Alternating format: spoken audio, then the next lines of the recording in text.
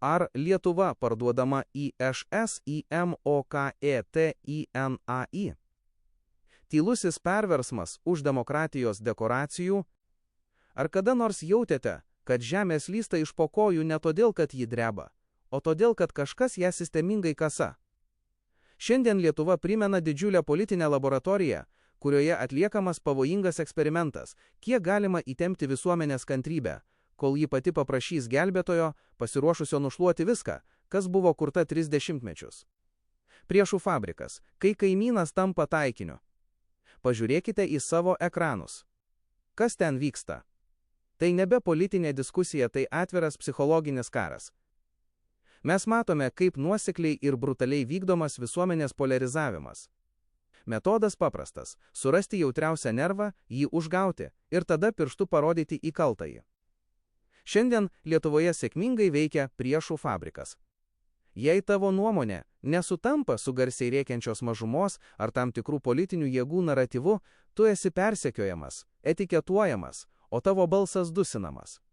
Tai klasikinė perversmo preliudija – demoralizuoti ir suskaldyti tautą tiek, kad ji nebesugebėtų susitarti net dėl pamatinių vertybių. Žiniasklaidos aklumas ar sąmoningas dalyvavimas. Didžiausi naujienų portalai, kurių serveriai ir savininkų sąskaitos dažnai net neturi lietuviško kvapo, tapo šio spektaklio režisieriais.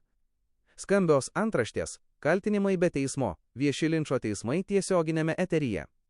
Tai nebe informavimas, tai emocinis teroras. Kodėl eskaluojamas nepasitikėjimas savo valstybę? Kodėl sistemingai griaunamas bet koks autoritetas? Atsakymas slypi galutiniuose naudos gavėjuose.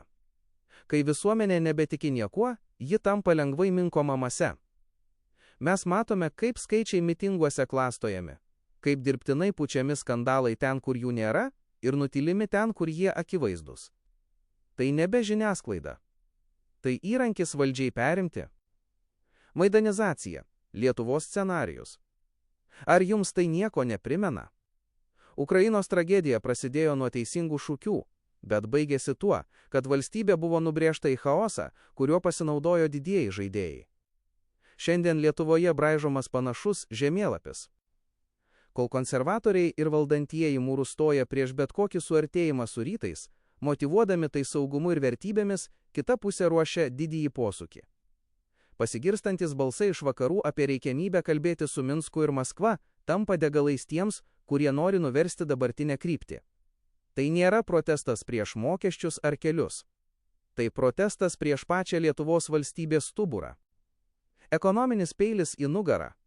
Prognozės niūrios, kainos kyla, o baimė dėl rytojaus stingdo. Idealus metas perversmui.